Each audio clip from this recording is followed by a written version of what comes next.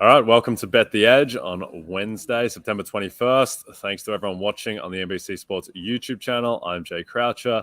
Here's Drew Dinsick. We're going to look at some of the injury concerns coming into this week and break down three games in particular that are going to swing based on names like Justin Herbert, Michael Pittman, and the like. Drew, how are you?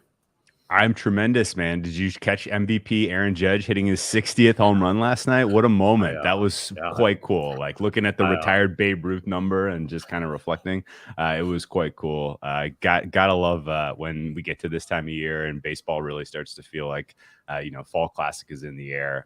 Love sports this time of year. Yeah, I might have been watching that, Drew.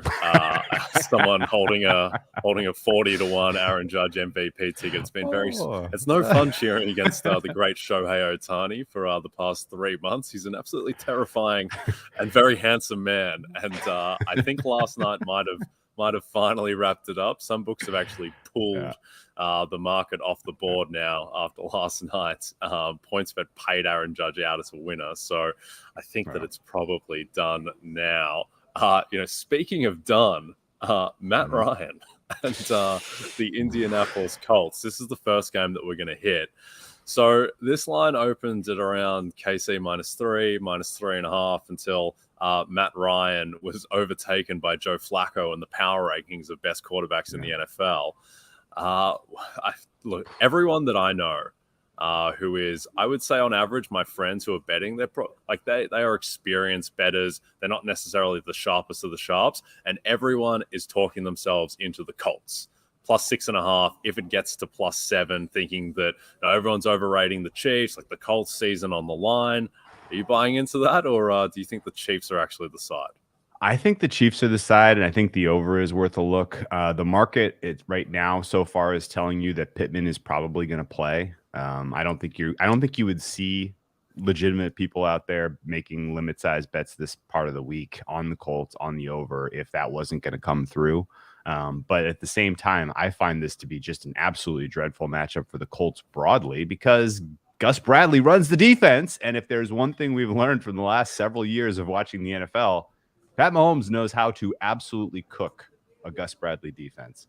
I do not expect that if you see Shaq Leonard out there, that he is going to give you what we know of his, level of performance, especially coming in cold, having had, not a lot of practice, not a lot of, no reps at all in the preseason. So for me, I'm still Kansas City in this game. I'm over 49.5.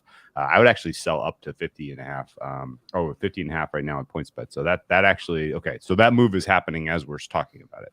I think, so this is a little bit more kind of support that Pittman probably goes. To your point on the Matt Ryan thing, and I'll kick this back to you. When it's over for a quarterback, it's usually pretty violent, right? It's like, oh no, like he's done, right? When age gets you, you lack the leg strength, you lack the platform, and your ball just isn't the same. And we've seen that time, many examples. The most kind of visceral is probably like the Matt Schaub in Houston at the end of his tenure there, where it was literally he was throwing a pick six every single game. And it was like, he didn't just do that again. He did it again. And it was, if that is what happens to Ryan this season, I mean, number one, Colts aren't going anywhere. And number two, like this is a wild indictment of their kind of philosophy of building a team, because all of the messaging in the preseason wasn't just, we're going to compete for a championship this year. It was, we've found the answer for multiple years in Matt Ryan. And if 2 games into the season, we're starting to ask these questions, then, that's obviously an enormous problem. I have yet to see sort of the quarterback kind of top evaluators that I know of in the social media landscape really kind of point to, kind of the telltale signs that it's over for Ryan. But his performance through 2 games leaves a lot to be desired. Yeah, I think with Matt Ryan, the thing is, and it's the same for a lot of older kind of statuesque quarterbacks, where he needs to be kept clean. He needs a pristine context to operate in to be successful. And the sneaky thing about this Colts team in general is that I think everyone is biased to the end of the Andrew Luck era, where they had close to the best offensive line in football. But right now, this is a bad offensive line. Like Mark Price, the left tackle, The offensive line wasn't good last year either. There were lots of players in and out. They've lost players outside of Quentin Nelson and Braden Smith. Like, this isn't a great offensive line by any means. And if it's not, if Ryan is under siege, then the Keystone Cops plays start happening, and he starts throwing ducks. So very concerned about Matt Ryan in general. Now, with this line, I think the 6.5 is reflecting to your point that Pittman probably plays. I think if he gets ruled in, it probably gets to a slightly juicier 6.5. It probably doesn't go down to 6. If Pittman is out, what happens to the line? Because people ask me all the time, like, oh, what's X player worth to the line? And it's difficult because if Michael Pittman was on the Miami Dolphins, who apparently have the best wide receiving core in the sport now, not worth that much because you still have Tyreek and Waddle. But on the Colts, who have nothing behind him, I think this line goes through 7. Yeah, I love this discussion because it points to the fact that the who is replacing the player matters so much, and the Colts are exceptionally thin when it comes to pass catchers. And yes, if Pittman is out, this goes to 7.5 in my opinion. And is Pittman worth a move across 7? Probably not, but it still is amazing how big the downgrade is from Pittman to who actually will be out there catching passes on Sunday. So the one other thing about this market that I think it's important to point out, the preseason look ahead was like around 3. Last week after a successful week 1 from the Chiefs, the look ahead was like 3.5, and then it opened at 6.5.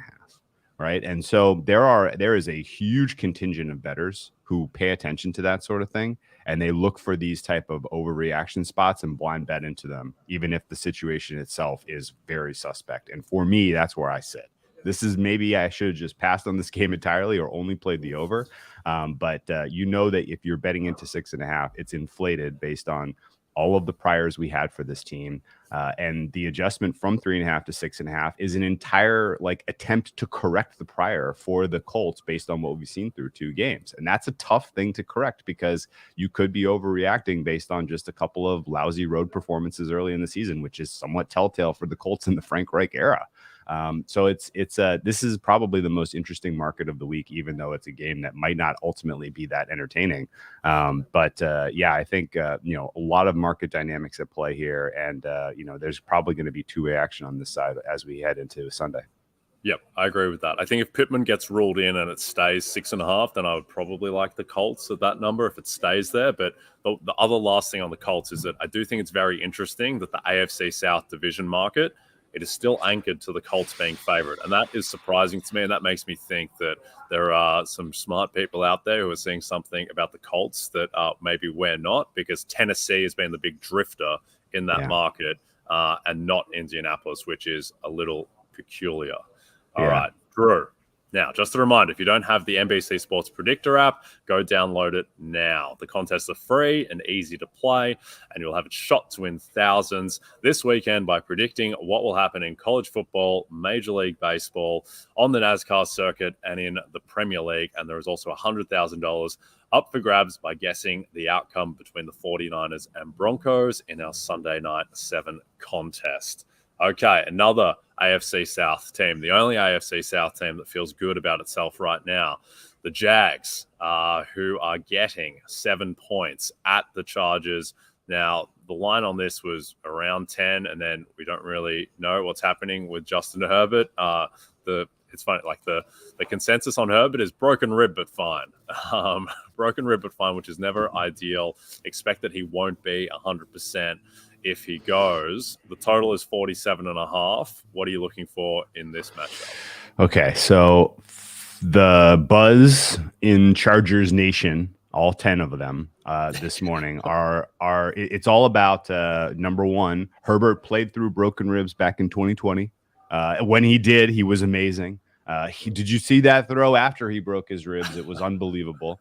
All of that may be true. I would say that this is a more serious injury than whatever he dealt with in 2020, almost certainly. And I think that the seriousness of this injury changes 2 things about what the Chargers are going to do from a game plan standpoint, even if he goes. I think it's probably somewhere in the 75% chance that he takes the field on Sunday. I think if there was a certainty that he was going to get the shot, be out there, we would probably see a number over 7 right now. And once that confirmation comes in, this may move to over 7, just based on some enthusiasm in the betting public for this Chargers team, and people trying to maybe sell high on the Jaguars after a big divisional win. That's another common thing that people tend to bet into. But for me, the game plan itself is the interesting part here, because if you have a commodity like Justin Herbert and you've put all of your chips on the table in terms of rostering a team around him, it doesn't make a ton of sense to put him in harm's way in week 3 of a season where you're trying to make a playoffs and you're trying to get him some playoff experience. And so I think if he's out there, this is going to be a game plan that is tilted more run. It's going to be tilted more ball control. They're going to have extra, more tight ends on the field and less wide receivers to try to have extra protection. I think you kind of double down on making sure that this injury doesn't become worse. He may ultimately be completely fine in terms of the way he's running this offense, but I have huge questions about the way Lombardi is calling the offense. And if they tack into an even more conservative game plan because they're trying to protect Herbert, then I think the Jags are very much live to cover this 7.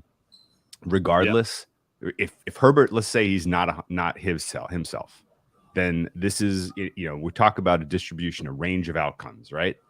Well, there is a long tail to Jaguars winning if Herbert is not playing as Herbert, normally does. 7 is not a fair number if you have like a 25th percentile performance from Herbert on Sunday. So, I think you kind of have to look at this as maybe an opportunity to bet the Jags money line, maybe an opportunity to bet the Jags in the AFC South. But I would kind of sit on my hat here and waiting for the confirmation on Herbert news to try to get the best price possible. Yeah, I would also look at the under 47.5 as a part of that, a way to hedge against the potential that Herbert either doesn't play or that he's not right. I think the Chargers of all teams are certainly not afraid of leaning into a conservative game style to their detriment. And if Herbert isn't right, they might look to protect him even more often. And this Jags defense, I don't think we really have a feel on them yet after they got lit up by the Commanders and then shut out the Colts. My question to you, though, Drew, is if this is Chase Daniel, are the Jags favored?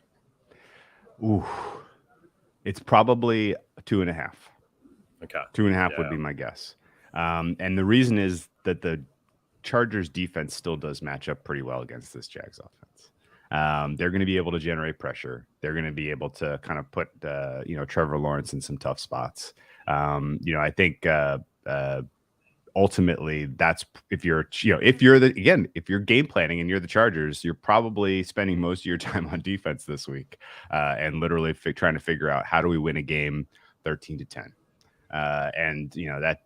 All of this kind of makes me inclined to bet the under as well. 47.5, it's on the right side of a key. And I think what we saw from the Jags defense last week, to me, was more of what was expected than what we saw from them week 1 against the Commanders. I liked the fact that they were getting, relative success with their pass rush. I would rate the Chargers offensive line's pass protection in particular a lot higher than I would rate the Colts. So it's going to be a true test for them. But if they can get pressure on a handful of snaps, then, where it's obvious dropbacks and you're going to induce punts, you're going to induce field goals. And I think this under 47.5 makes a ton of sense. Yep, like the under. And I think the Chargers might be a top 5 defense. They made Patrick Mahomes look shockingly mortal. And if you've got a top 5 defense on one side and then on the other side you've got some potential of Chase Daniel, then the under is going to be worth a look. And I think the way to always conceptualize unders is in relation to 48 flat, because 48 flat was the average total last season, and this is 47.5. And so I think that there's probably more scope to this to be a lower than average scoring game than that would indicate, and lots of upside with that total going down. Okay, in case you missed it, Matthew Berry's new show, Fantasy Football Happy Hour with Matthew Berry, is on NBC. I will be on that show in about an hour, co-hosting. Matthew's back with NBC and RotoWorld, doing what he does best, rolling out his love-hate list, breaking down who to start and sit, and much more. There'll also be plenty of actionable information along the way for sports bettors too, so check it out on weekdays on Peacock at 12 p.m. Eastern, and Sunday show at 11 a.m. Eastern. Or you can listen to the show in podcast form wherever you download and subscribe.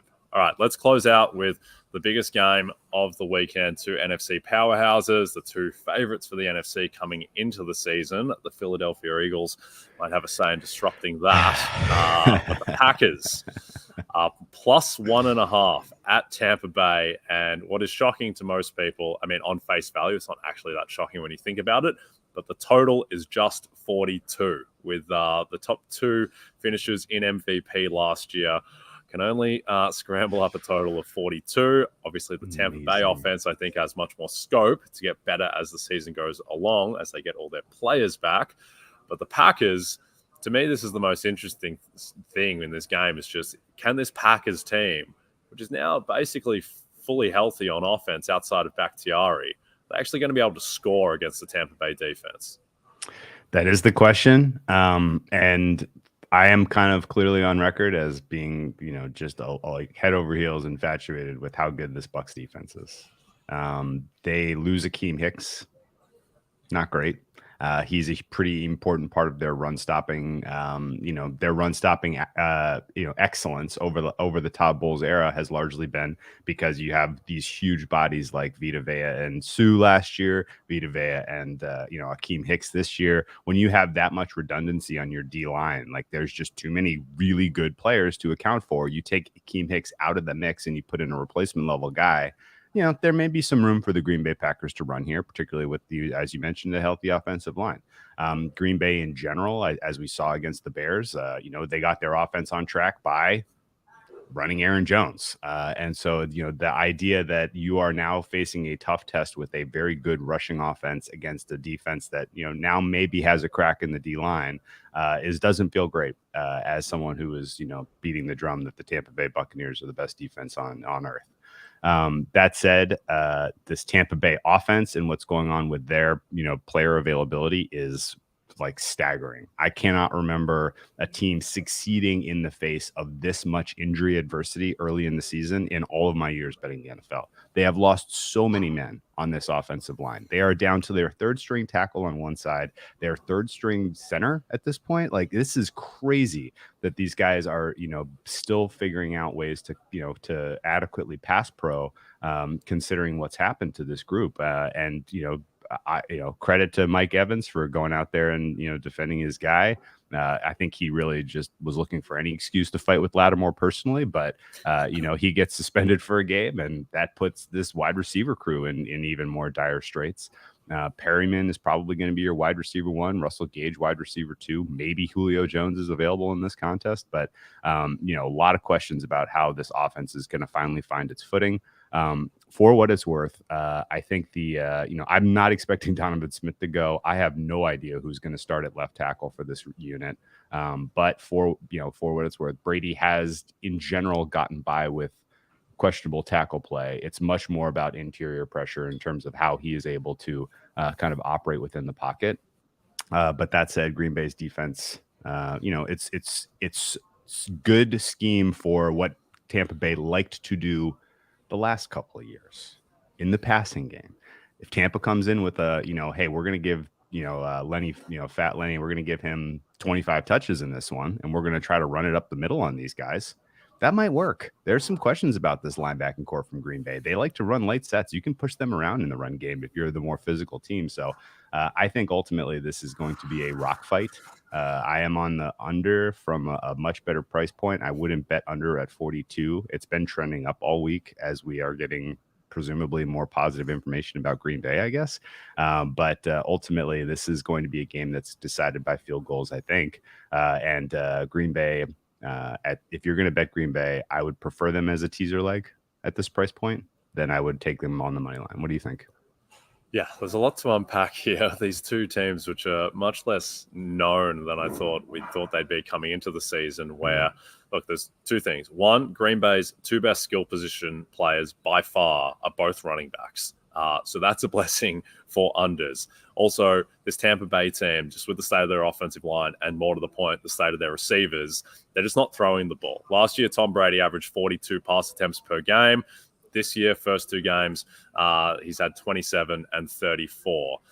It's looking very much like his last season in New England, where there was just no one to throw to, particularly if Mike Evans doesn't get his suspension overturned. I do think that the sneaky thing is what you raised. This Green Bay rushing defense has been really bad. Dalvin Cook got what he wanted. David Montgomery was made to look like LaDainian Tomlinson out there on Sunday night. So I do think that if Tampa Bay do want to run the ball, like you said, they should be able to have some success even with the offensive line banged up, because it's not like Chicago has a good offensive line either. But yeah, I think that we'll know a lot more about the Green Bay defense after this game, just because this is a matchup where they should thrive. This is not a good offense at the moment in Tampa Bay. And the book on the Tampa Bay defense has been that, they have this incredible rushing defense that, they forced Frank Reich to stop giving the ball to Jonathan Taylor and just pass it with Carson Wentz 22 times in a row last year, or whatever the number was. But Tampa Bay have the best pass defense in the league right now by DVOA. This is a blockbuster defense. And so I think that it's correct that Tampa are slight favorites. But it is very much on a knife's edge, and I would still be skewing under if forced. Though to your point, it looks like there is probably a little bit more scope for the over in terms of the number rising at least. Okay, Drew, any last thoughts? Yeah, I think, we've been doing this a long time at betting on the NFL, that is. This is some of the craziest, most important injuries that I can remember this early in the season. Usually, like the standard is there's a couple of wild ACLs in the preseason, and you just kind of get on with your life and kind of make your adjustments and carry on. This has been crazy now, 2 weeks in a row. All of these questionable pieces that matter a ton. I think as you kind of generally shape your betting strategy for the week, you absolutely need to figure out who is going to influence market movement in terms of questionable players, and then make decisions on, I'm going to bet on this team or I'm going to bet on this total now, expecting that when that news comes one way or the other, you're on the right side of, the market movement, because, we're starting to get into sharper lines, and to the degree that the numbers are going to matter a ton, as you saw on Monday Night Football with the Bills Titans total. Getting the best of the number was a win versus a loss in that one. You're going to start to see a lot more of those as we get into the heart of the season. Great. Just last question before we close out. I do think it is a little bit concerning for Green Bay that they're plus 1.5 in Tampa despite Tampa's injuries. Now, the question is, if Godwin and Evans, if everyone was playing, is this Tampa Bay minus 3.5? Yeah, and I'm laying the points without question. Yeah. If Akeem Hicks is out there, if you have a fully rostered Tampa Bay offense, this is good night now. Yeah. Yeah. Okay. Well, there you go. A bit of scope for Tampa in the NFC as they get healthier. All right, we are done. Don't forget to check out NBCSportsEdge.com for more information to help you with your wagers. Thanks for those of you watching on the NBC Sports YouTube channel. And if you're listening to us in podcast form, don't forget to subscribe and rate us. From Jay Croucher and Drew Dinsick, we'll be back tomorrow.